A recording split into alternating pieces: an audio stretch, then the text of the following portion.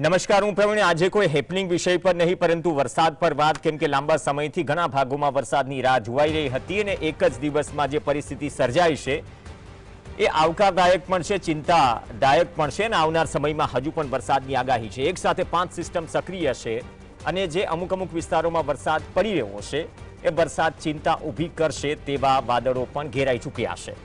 જૂનાગઢ કે ગીર સોમનાથ જિલ્લાની વાત હોય કે દક્ષિણ ગુજરાતમાં નવસારી, વલસાડ, નર્મદા, સુરતનો ગ્રામ્ય વિસ્તાર, આ તમામ જગ્યાએ આજે જે વરસાદ પડ્યો 76 તાલુકામાં 1 ઇંચથી લઈને સવા તેર ઇંચ જેટલો વરસાદ નોંધાયો છે.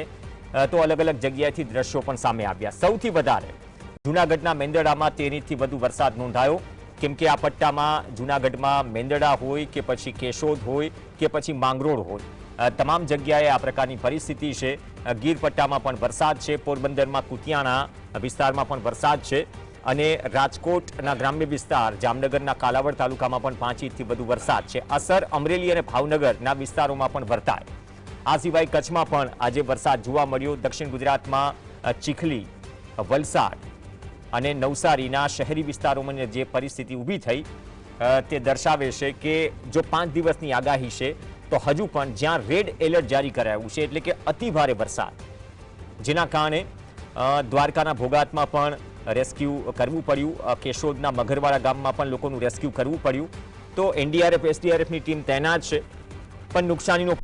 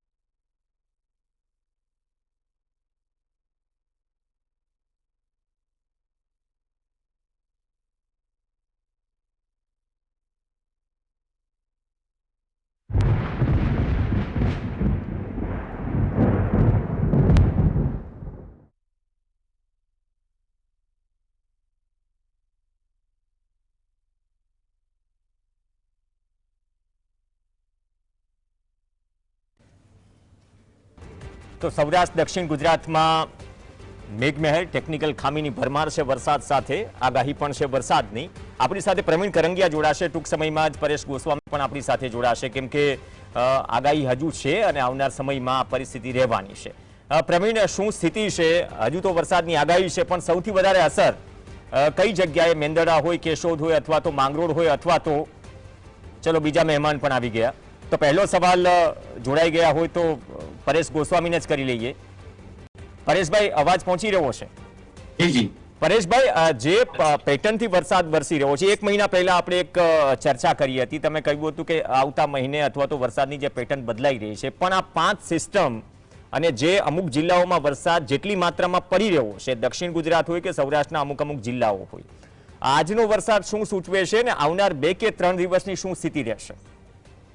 પ્રવીણભાઈ, જોવા જઈએ તો અત્યારે અરબ સાગર અને બંગાળની ખાડી બંને સક્રિય થયા છે ને એમાંથી એક જે મોટી સિસ્ટમ છે એ સાયક્લોનિક સર્ક્યુલેશનના સ્વરૂપમાં જે ગુજરાત તરફ આવી, એ જેમ ધીમે ધીમે આગળ વધતી હતી એમ મજબૂત થઈ અને છેલ્લે એ ડિપ્રેશનની કેટેગરી સુધી પણ પહોંચી છે. ખાસ કરીને એ જે સિસ્ટમની ઊંચાઈ છે જમીનથી 3 કિલોમીટરની ઊંચાઈ પર સક્રિય હતી અને એને અનુસંગિક આપણે સૌરાષ્ટ્ર અને દક્ષિણ ગુજરાતની વચ્ચેનો જે અખાત છે એમાં પણ એક હળવું યુએસસી સર્જાણું, એટલે કે એ સર્ક્યુલેશન જે સર્જાયું છે, જેને કારણે આપણે સૌરાષ્ટ્રના જે દરિયાકાંઠાના ભાગો હતા એમાં અતિવૃષ્ટિ જેવા પણ માહોલ આજે જોવા મળ્યા, અતિવૃષ્ટિના વરસાદો જોવા મળ્યા. ઘણા સમયથી જે એક અમારું અનુમાન હતું કે 10 થી 12 ઇંચ ને આઇસોલેટેડ વિસ્તારમાં 12 થી 15 ઇંચ જેવા વરસાદો પડી શકે, એ મુજબના વરસાદો જોવા મળ્યા છે. અત્યારે જે સિસ્ટમ છે એ ગુજરાત ઉપર હવે ધીમે ધીમે આગળ વધી રહી છે. એમાં હવે ઉત્તર પશ્ચિમ દિશા તરફનો કર્વ લઈ રહી છે. એટલે હજુ પણ આવનારા 2 દિવસ સુધી સૌરાષ્ટ્ર અને દક્ષિણ ગુજરાતના જે વિસ્તારો છે તેમાં ભારેથી અતિભારે વરસાદની શક્યતાઓ છે. એટલે કે 5 થી લઈને 10 ઇંચ સુધીના વરસાદો છે વરસી શકે, જેમાં દ્વારકા હોય, પોરબંદર છે, ગીર સોમનાથ, જુનાગઢ, અમરેલી, ભાવનગર અને બોટાદ જેવા વિસ્તારનો સમાવેશ થાય છે. દક્ષિણ ગુજરાતના પણ તમામ જિલ્લાઓની અંદર હજુ આવનારા 2 દિવસ સુધી ભારે વરસાદની સંભાવનાઓ છે. પણ હવે આ સિસ્ટમ ઉત્તર પશ્ચિમ દિશા તરફ આગળ વધી રહી છે, જેને કારણે અમુક વિસ્તારમાં વરસાદની ઘટ હતી એમાં હવે આજે મોડી રાતથી આવતીકાલે સવારથી વરસાદની તીવ્રતા અને વરસાદના વિસ્તારોમાં વધારો થશે. જેમાં ખાસ કરીને જામનગર, રાજકોટ, મોરબી, સુરેન્દ્રનગર અને બોટાદના પશ્ચિમ ભાગો છે તેમાં હવે આવનારા 2 દિવસ સુધી ત્યાં પણ સારા એવા વરસાદો નોંધાશે. એટલે કહી શકાય કે 3 થી લઈ અને 6 ઇંચ સુધીના વરસાદો આ વિસ્તારોમાં પણ સંભવ છે.